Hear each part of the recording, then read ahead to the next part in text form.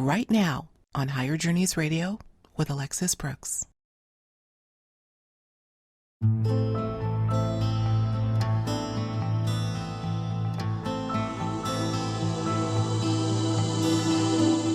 Warning. The interview you are about to hear will be difficult for the faint of heart. And yet, this is a conversation that needed to be had. A conversation that, despite its nature, everyone should hear. I had the privilege of once again speaking with veteran investigative reporter Jon Rappoport about the recent stories of sexual abuse. I wanted to get Jon's weigh-in on what, if anything, may exist behind and beyond the headlines. But the conversation went much further. What was woven was a tangled, interconnected web of corruption, collusion, and all-out deception. And, by all accounts, it is we, the people, who are being deceived on a scale unimaginable. Listen in. Jon, I want to first thank you for coming on such short notice. But, I have to tell you, as I've been watching the absolute wall-to-wall coverage of sexual assault and abuse allegations for the last 2 months, watching a set of stories just snowball after the October 5th, quote, bombshell about Harvey Weinstein, and knowing how the media operates, particularly when you have a theme that's sustained for so long, there's got to be something more to it. And who better to weigh in on that, and particularly why now, is you, Mr. Jon Rappoport. So thank you so much for agreeing to have this chat. My pleasure. Well, listen, I did a little quick investigating earlier today because I wanted to see how local news markets, specifically the top 10 major news markets, were reporting their own stories with a similar theme. And as suspected, after going to each and every major market, not one news outlet was not reporting on a story or more of a sexual assault situation happening locally. So if you and the audience would indulge me, let me read you some quick headlines from each of these markets. These are the top 10 major news markets. Then I'd like to start our conversation about what's really going on. So here goes. Bear with me here. I'll read through them quickly. New York, New York. Met Opera suspends Levine over sex misconduct allegations.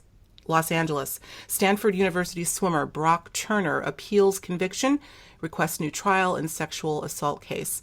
Chicago. Now, this story was reportedly locally, but out of Riverside, California. The headline reads, 18-year-old confesses to molesting more than 50 kids over several years. Philadelphia, teacher, 28, arrested for having sex with 16-year-old South Jersey student. Dallas, Fort Worth, GOP congressman used public funds to settle claim of sexual harassment brought by his former spokesman. San Francisco, former aide at San Carlos Elementary School rearrested after third victim comes forward about inappropriate touching. Washington, D.C., University of Virginia professor accused of sexual harassment dropped from classes. And right where I am in Boston, Rosenberg steps down as Senate president during investigation of allegations of sexual assault against his husband, Byron Hefner. Almost there. Atlanta. The Atlanta Journal-Constitution has been doing a recent investigation into predatory doctors and sexual assault. And finally, Houston. Precinct 3 chief deputy fired after sexual harassment complaints. Whew. Would it be fair to say, Jon, that this is more than a coincidence, that there's something bigger going on? And if so, what? Well, I think there certainly is something bigger going on. First of all, bigger has nothing to do with the truth or falsity of any given claim. The fact that these people are guilty is the first thing that you see, whether they are or not. And if they are, then they are. That's it. That's the crime, wherever there is a crime. So that is not to say, therefore, that the news media are making this stuff up. Oh, no. Far from it. Mm-hmm. But then we have, I think, several levels of this. On the level of cultural programming, which is always foremost in media and propaganda and social sciences, as I wrote a couple of weeks ago, the future of sex is going to be more formalized, which means more mechanical in the sense of, consent. How is consent going to be arranged and defined between two people before they have sex so that there is no danger of accusation or prosecution? The relations between sexual partners is going to be more extensive and formal, and even therefore the act of sex could become more formal. In other words, it's an attempt to mechanize life and life processes.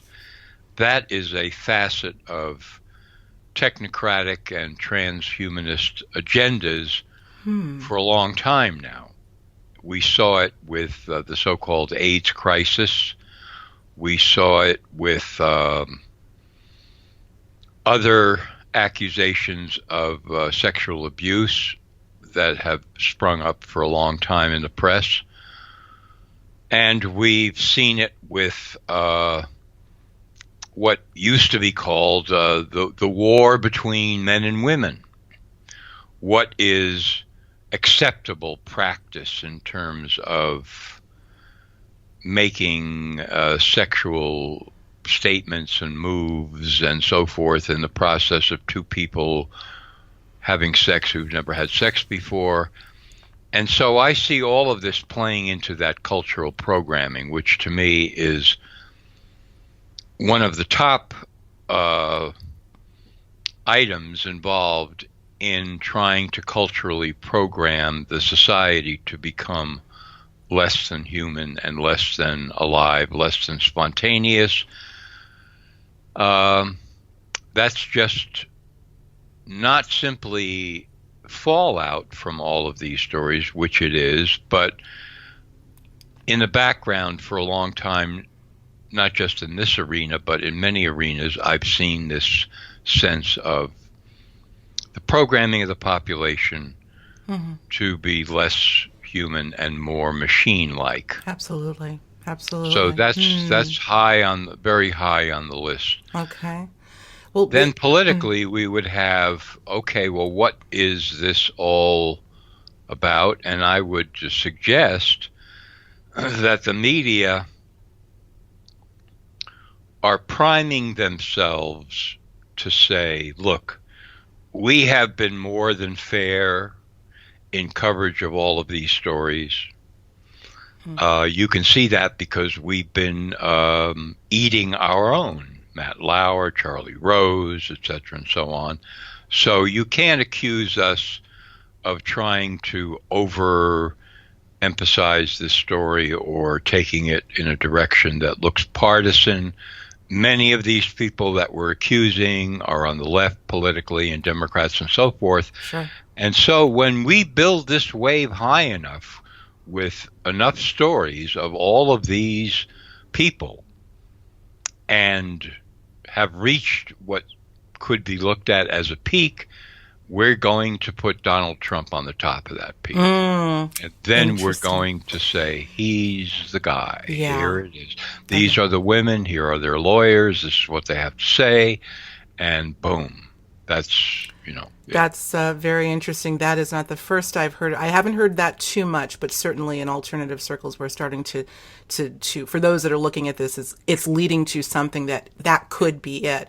So let's keep that on the table. I want to propose a few things to you, Jon. I was recently a guest on we both know Jimmy Church and Fade to Black. I was on his show last Tuesday, where, among other things, I touched on this whole sexual harassment string of headlines. And I posed the question, this is just something I want to toss into the ring. Could it be that one of the reasons, among several, for keeping these stories alive for so long and growing by the day is as a tool of distraction for something that they don't want us to look at or look into, i.e., Las Vegas, as an example? Now, I want to say for the record that you and I have spoken about propaganda operations in the past, and I'll never forget something you said, and I'm going to paraphrase more or less. You said, whenever substantial resources are poured into any operation, there has to be more than one expected outcome. So in assuming that there's only one goal to be achieved, if there is a goal here, it would probably be naive to assume that distraction is the only objective, right? I mean, you just proposed something else, but I'm assuming, I always remember when you said this to me, Jon, there are multiple objectives that are, that tend to be sought after. Agreed. Absolutely. And I would say that that's true. And I would say that Las Vegas is one of those issues because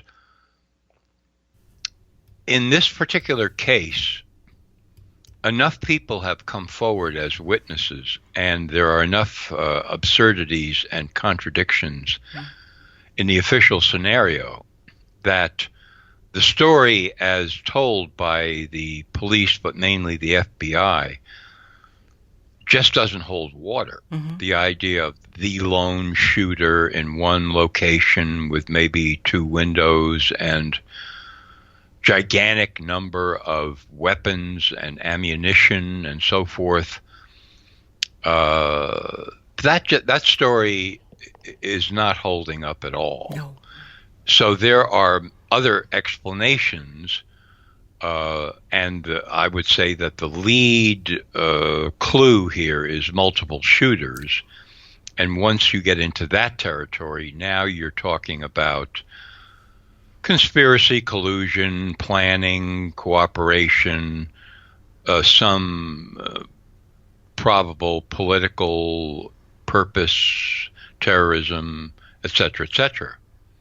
And obviously, there's a tremendous attempt for several different reasons to cover all of this up, not the least of which is the future of Las Vegas as a money pot, and a safe place for tourists to come. And then you have the lawsuits that are hanging over MGM and how that would all turn out, which, it's possible that in a reasonable court setting, these lawsuits could bankrupt MGM completely. Mm. So there's that as just one reason to cover all of this up. But I know there have been suggestions of Saudi involvement and weapons trafficking and so forth. I'm not sure about any of that, except to say that it seems quite odd to me, the idea that somebody who's going to sell a giant cache of weapons would first take them up to a hotel suite in a giant casino and then sell them there. That doesn't seem likely. You go out to the desert in the middle of the night to do that. But, these mass shootings, now we're talking about more covert ops that have their own agendas to put the population in a state of fear and keep them indoors, reluctant to go anywhere where there are large numbers of people, which means thousands of locations around the country. Right. And so, let's assume for the moment that was a primary motive in staging this whole Vegas shooting. Well, certainly the perpetrators wouldn't want that to be bandied about or any evidence uncovered that there was any sort of a conspiracy involved here in the shooting. So here come the unending stories of sexual abuse and attack and rape and so forth with extremely high-profile people being, just simply cut out of their careers. Kevin Spacey, Matt Lauer, Charlie Rose, et cetera, Harvey Weinstein, et cetera, et cetera, et cetera, and on it goes. And more to come. More to come, I'm sure. More to come. Yeah. Yeah, I would say so. Yeah. Well, if I could just interject something, there's a lot there. I mean, we could have a conversation on, juxtaposing the timing of Las Vegas and this still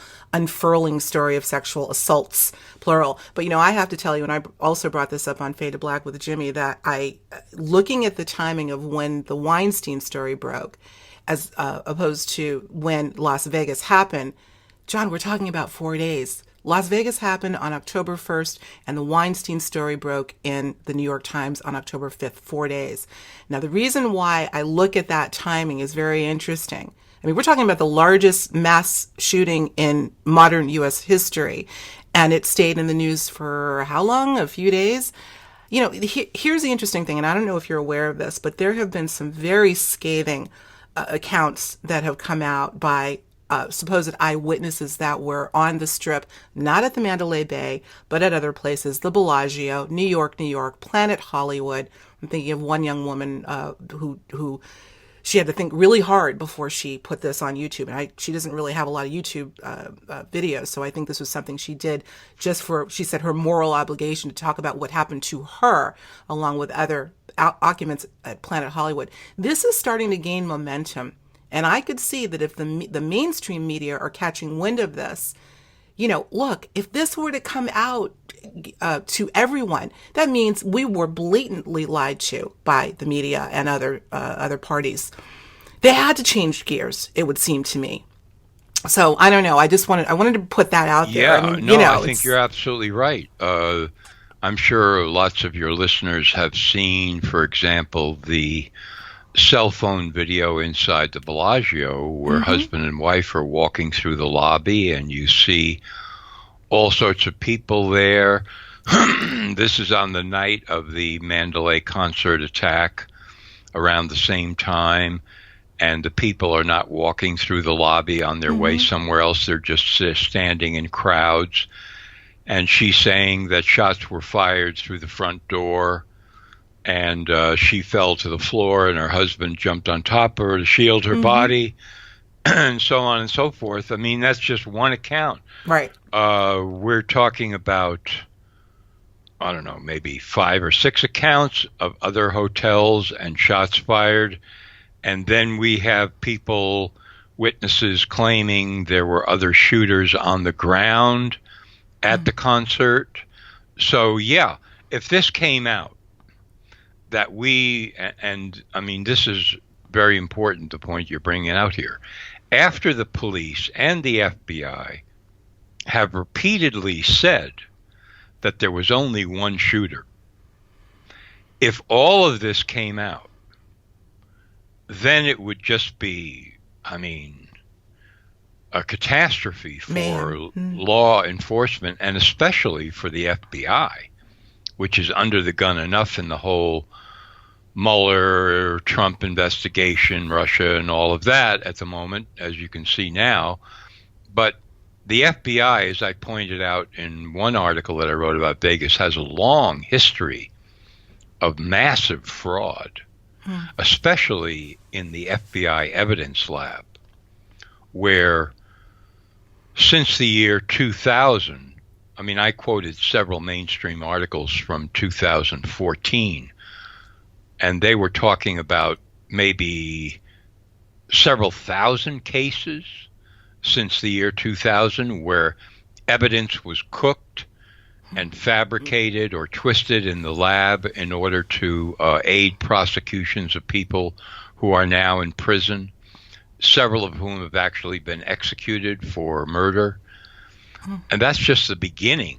You could go all the way back to the Oklahoma City bombing and revelations in the press about, I think his name was David Williams at the FBI evidence lab, and how he assumed, because FBI field reports were coming in stating that the bomb that destroyed part of the federal building in Oklahoma City came out of a Ryder truck parked at the curb, and it was an ammonium nitrate plus fuel oil bomb.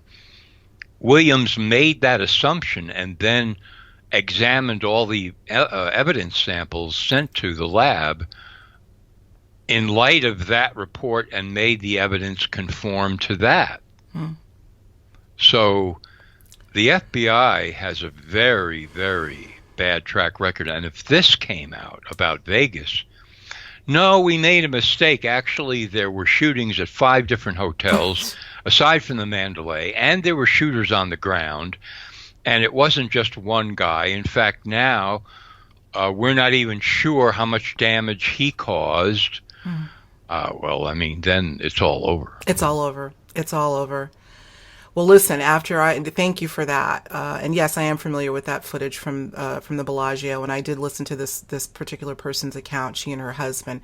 I don't know if I can get the website up right now. No, I actually closed it. She is a an African American woman actually who was in Las Vegas for her brother's wedding, and I believe it was her first trip there. And she gives her account right around the same time of being in Planet Hollywood. She had gone. She wasn't staying there, but she had gone there to get a bite to eat, maybe do a little bit of gambling, and get to bed early because the wedding was to be the following day. And she gives a complete chronology of, and very articulate, very, very straightforward on what happened with her. And I'm not going to recount that. Maybe we can post a link to that along with this interview. But again, I have to tell you, after I heard that account, we listen to a lot of these sorts of things and are not certainly surprised about the degree to which the media and others will lie. But I have to tell you, John, I was shaking. I was just I was just awestruck. And I thought to myself, how can this be happening concurrent with this completely different story that we're hearing, or used to be hearing, that is until October 5th, when the Weinstein thing and now subsequent stories have come out. So again, I wonder about that. Look, we could spend days talking about Las Vegas, and I really hope that story does stay alive, because I do think that if these things happen, and I think there's a ton of evidence to show something much bigger was going on there. But I do want to get back to this, what is behind the headlines of this sustained sexual allegations of sexual abuse. Here's something, if I may, I want to switch gears a little bit, adding to the list of outcomes that may be expected. And this one is a little bit of a doozy, so bear with me, everyone. I want to bring up something that's somewhat controversial. And I don't know how many people are aware of this, but former Texas Congressman and House Majority Leader Tom DeLay said something quite disturbing. I'm not quite sure when this came out, but this is on the record. He said, and I quote, "We've found a secret memo coming out of the Justice Department. They're now going to go after 12 new perversions, things like bestiality, polygamy, having sex with little boys, and making that legal," end quote. And he was quoted on the website and TV program Newsmax.com. I'm not really familiar with it. I just became familiar with it. Now, obviously, we don't know. I don't know how much truth there is to this, but God forbid, if there was any truth in this absurdity, how might this tie in, if at all, with what we're seeing play out right now? Do you know where I'm going with this? And in other words, could this be a very covert way of acclimating the public to these sexual indiscretions by presenting them as a horrible thing, when in actuality they are promoting it through a sort of subliminal programming? And I can bring up other examples of that. Do you know where I'm going there? Yes, I know what you mean. Well, if you look at movies, television, for example, and if you look at the actions of certain groups who are trying to normalize and even legalize sex with underage children, you can see where this is going. Mm-hmm. That, in fact, this is an attempt to normalize these perverted and incredibly criminal acts as, could you say, normal? Or how about we're so tired of hearing about all of this and watching it and so forth, we just throw our hands up in the air and say, well, whatever happens, I guess we're just going to have to accept it. Mm-hmm. Same outcome, basically, just depending upon the point of view. I don't think there's any question about that at all. Mm-hmm. That this is an attempt, there is a gigantic attempt underway and has been for a long time to make criminal sexual behavior legal and normal and acceptable, and also to look at what's happening in the schools over the last, say, 15 years, to not only teach sex in schools, which I happen to think is completely insane, because that subject doesn't belong in schools to begin with. It belongs at home.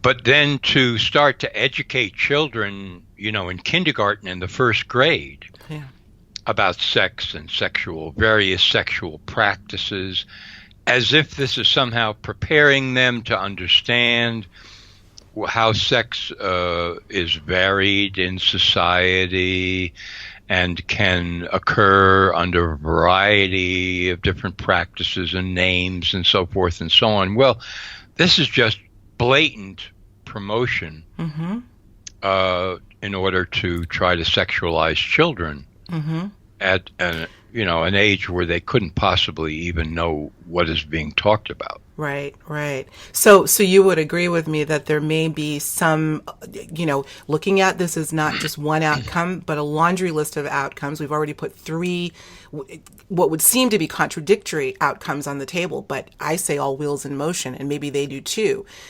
Let's talk about, I know we're all over the map, but this is so big, Jon, and this is why I wanted you to, if there's anyone that could tackle this with some incredible intelligence, it's you. This whole subliminal programming thing, and I know that you have spent time talking to operatives in propaganda and hypnotists. I remember you talk about Jack True quite frequently. Very interesting. You really have to kind of connect some dots here. But let's talk about the big pharma drug commercials and these damn disclaimers that really dominate the either 30 or 60-second spot, and how they may actually be a way of promoting drug use, i.e. the opioid epidemic. No question. It would be the same mindset, right? That's right. Promoting it as, don't be careful and check with your doctor and you could die. Just like the average person would say, well, that means people probably aren't going to want to do it. They won't want to take the drug. But guess what they do? They run to their doctor. Can you please give me this? Well, what's the difference with that approach, that tactic, and what we're hearing here? They're presenting the sexual assault cases as this is a horrible thing. And it is a horrible thing. God knows. But I'm wondering if they're using a little bit of reverse psychology. That's why I think you're making a very sharp point. It's the same basic technique. It's here, as you say, here are all the adverse effects. Don't take it if this could happen, you could die, blah, blah, blah, blah, blah, blah, blah, blah, blah. And then at the end, ask your doctor if such and so drug is right for you. So the drug companies were faced with a problem when it first became legal to advertise their drugs on television, which is, fairly recent considering the long stretch of history. And they had to do it by mentioning the adverse effects. That was part of the deal. If they couldn't advertise unless they gave you that whole rambling rundown. So they thought, okay, so the first thing we do is, while we're talking about these horrible things that could happen to you, we show nice airy light scenes of people smiling and laughing in the park and having picnics and swimming in the pond and whatever, so forth and so on. And then we also raise up the doctor on a very high podium by saying at the end, maybe this isn't for you, maybe it is, but your doctor is the one who knows. So if he says it's okay, it's okay. And then the person says, all right, well, I guess I have to see my doctor now. But as it turns out, as you said, what happens, and doctors confirm this, is that patients walk into their offices asking for a particular drug that they've seen advertised on television. That's what they ask for because they saw it on television, because they have that condition and therefore they want relief, and they know that relief comes from drugs. So they just discount all the negative information in the ad and they just say they want the drug. That's what happens. That's the outcome. So they're very pleased about that, the pharmaceutical companies. They get away with murder, literally, by staying to the letter of the law, but in advertising, but at the same time, covertly conditioning the public to want more drugs. And I don't know where, your listeners are scattered all over the globe, but I can tell you from where we are, when we watch television, it's wall-to-wall drug ads all the time. Absolutely. Particularly on our the newscasts, by the way. You look at, it's ubiquitous. Absolutely. Sure is. So we know there's something going on there. Dot connecting exercise, John, don't you think? I mean, we have been all over the place. Las Vegas, the opioid crisis. Can we talk about that? The sexual assault. That's the big one for me right now. 2 months we're talking. This has been front and center. I don't recall any story, and it's not just a story. It's a campaign. I just don't even know what to call it, other than 9/11 staying in the news that long. So again, Yeah, no question about it. When it comes to the opioids, well, there's a whole lot to talk about because I did some fairly extensive research on that, and I found an insider who was willing to talk to me and so on. But first of all, these drugs, they're spin-offs, designer versions of these opioids that are coming out of Chinese underground labs and up through Mexico into the U.S. and into other countries, into Canada and so forth, into England, are so deadly that just coming into contact with them can cause a person to die. Forget addiction. First responders, as they're called, who interdict, say, a shipment of these drugs, can't know immediately what is in them, which opioids, and if there are any designer opioids or even an elephant tranquilizer, which is, I don't know, something like, say, 10,000 or 5,000 times more powerful than morphine. These drugs will cause you to die immediately. There is no addiction. You get them in an open cut or you inhale them. This is what first responders are being warned about, that you could die. So this is, taking this whole thing to another level.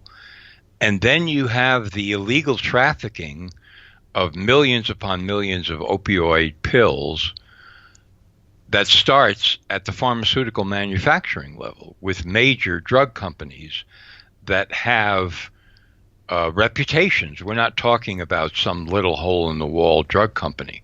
We're talking about big pharmaceutical companies and the Drug Enforcement Administration in America's futile attempts to stem the flow of trafficking because of a 2016 law that was passed by Congress unanimously and signed by Obama, which basically made it almost impossible for the DEA to walk into a pharmaceutical company and say, okay, this shipment, this shipment, we're freezing and we're arresting you because we know where these shipments of hundreds of thousands of pills are going. They're going to these little tiny pharmacies out in the middle of nowhere that couldn't possibly sell them legally. So we're going to freeze the shipments and we're going to arrest you. The law that was passed in 2016 has made it almost impossible for the DEA to do that anymore. So you can now talk about collusion of Congress, right, the president. As high as you want to go, there it is. Interesting. Interesting is one word. This is a great segue. Collusion of Congress et al. And I'm going to keep bringing this sex story back because I think it's the glue maybe that is bringing a lot of these things to light. Let's talk about the article that you just wrote. I believe it was the 23rd of November, John, called Compromised. Sex Abuser Congressmen Are Open to Massive Blackmail, where you weave together a complex web of interrelationships that involve virtually all major industry, including media, politics, corporations, including Big Pharma, you name it. And the underlying factor in so many dealings is exposure of these sexual indiscretions through blackmail. And that's how they meaning all of these industries, are getting some of these deals that you're talking about done. Let's talk about that for a little bit. Bring it right back. Sure. Okay. Well, first of all, people don't realize, certainly the media doesn't make much of this, but if there's a congressman, for example, had sex with underage children, rape, whatever, never been disclosed, he knows it, And other people know it. For example, the National Security Agency knows it because they've been, collecting all of his phone calls and emails and so forth. And maybe the CIA knows about it and so on. So this is classic setup for blackmail. Blackmail, extortion to exert undue influence on that congressman and get him to do certain things and not do other things. Kill a bill in committee, vote for a bill on the floor, accept payments from certain corporate lobbyists to advance their causes. It's endless. And so you now have a concatenation of crimes stemming from the original sexual offenses in which the compromised congressman has been committing criminal acts because he's under the influence of people who hold that over him for years, decades, who knows how long. And this is how intelligence operations are done all over the world, not just in the United States. I mean, this is classic intelligence agency covert op. Okay, we want to turn this congressman. What do we have here? Well, we have a lot. Look at this. Oh, wow. Look at this. Look at this. Look at this. Look at this. Okay, so we want to send somebody to have a sit-down chat with this guy and tell him just enough specifics so that he gets the message that we know. We know his secret. And that is going to make him extremely upset. And then we come in behind that by assuring him that we have no intention of ever revealing this. But of course, we would like to work with him. And we would like him to work with us. And we think that what we're talking about here is good for him, for his constituency, for the country at large, blah, blah, blah. And of course, the congressman falls apart and agrees to whatever he has to agree with.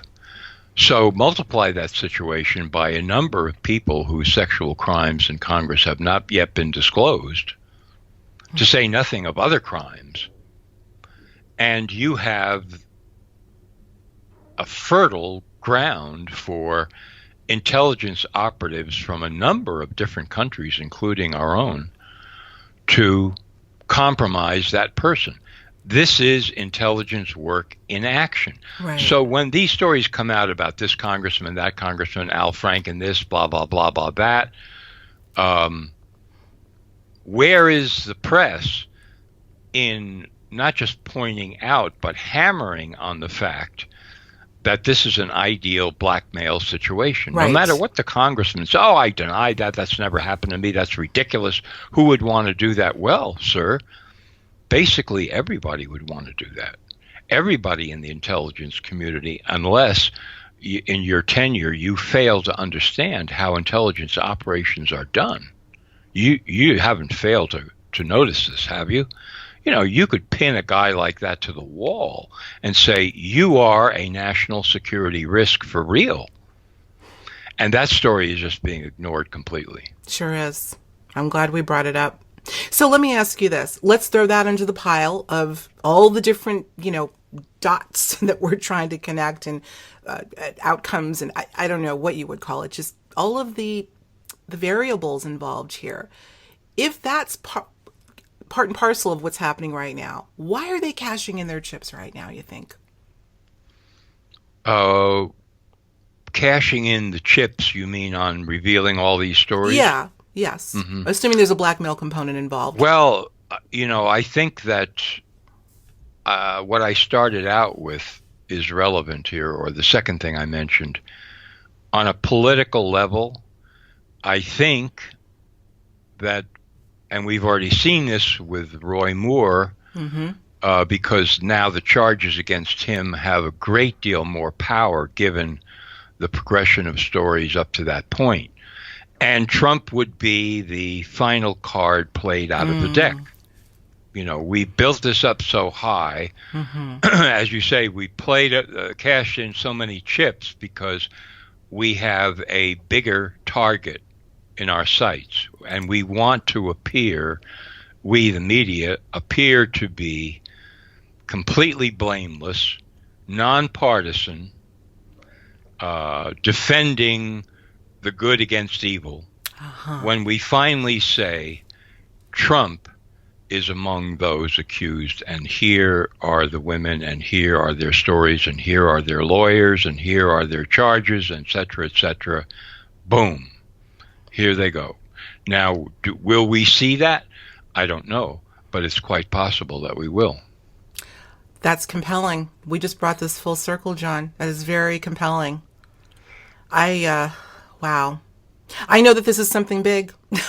I keep saying that word over and over again. But I mean, my having come from the mainstream media, although I was not on the news side, I was more on the programming and promotion side, and voice work. But I've never seen anything like this, save for, a couple of big stories. I mean, just the way it is unfurled and snowballed has just been tremendous.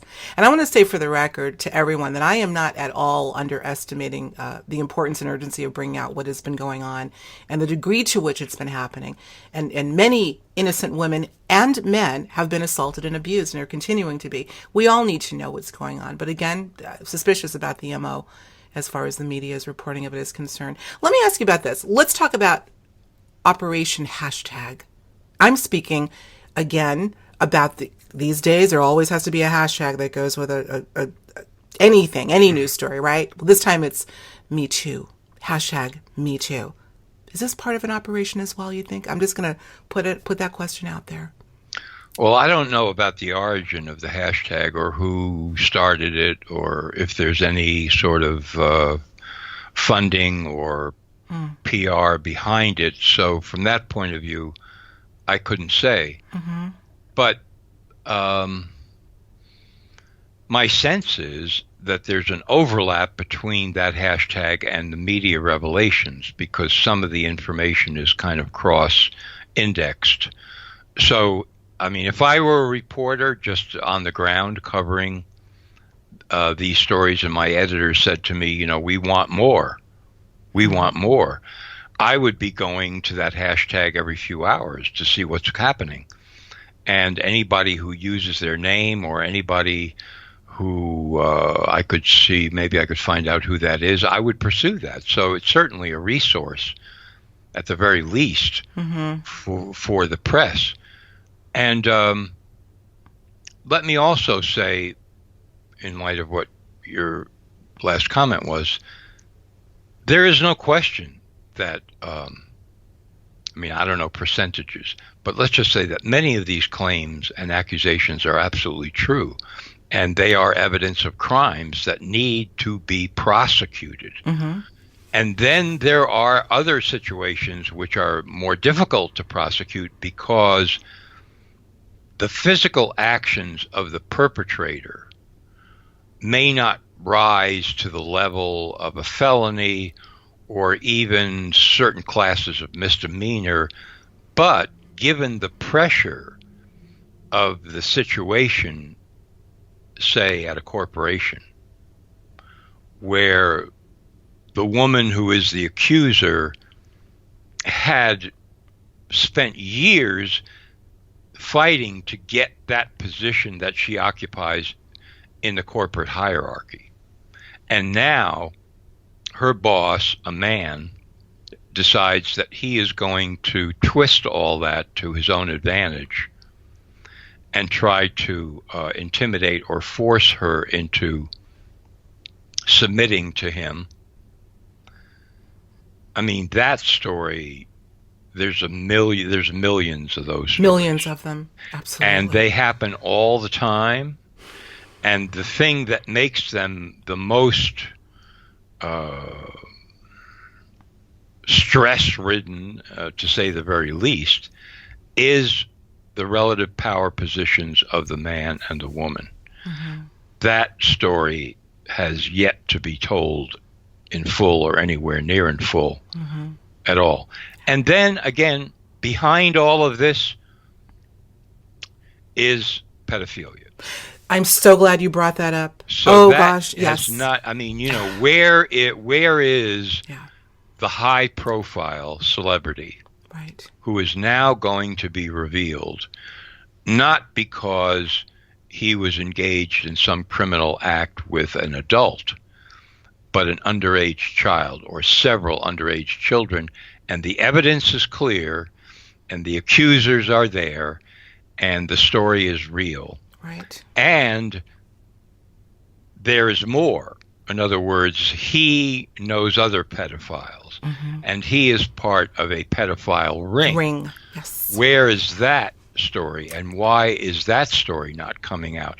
How many of those stories is the press sitting on and not revealing? Yeah, I'm so glad that was the next thing. We're on the same page, John. I was going to bring that up next. And in the context of, we've heard of the term white hats, the insiders that also carry quite a few, forgive the pun, Trump cards, that are finally perhaps letting the cat out of the bag and perhaps readying the public for some of the darker aspects of sexual perversion, i.e. not just isolated incidents of pedophilia, but the rings, the global rings of pedophilia, and some of the things that are just too heinous to even, I won't even get into it on this show. But that was another thing I had to toss that hat into the ring in terms of, what's really going on here? Could it be all of the above? Could it just be time for the scum, as I have said in previous interviews, to rise to the top, get the public acclimated, because you're getting ready to hear something a lot darker. And here's another aspect of that story too, which is international, trafficking, sex slave trafficking. So there is the possibility that, again, we're looking at this unending story as it could be characterized as a cover-up in part, to cover up these deeper aspects like pedophilia, but also international sex trafficking.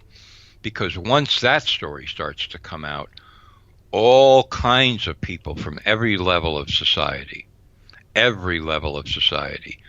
all manner of different nationalities and positions of power and who knows what. For example, the confluence of drug trafficking, terrorism, and sex trafficking as a business operation, a multi-level business operation, all of that.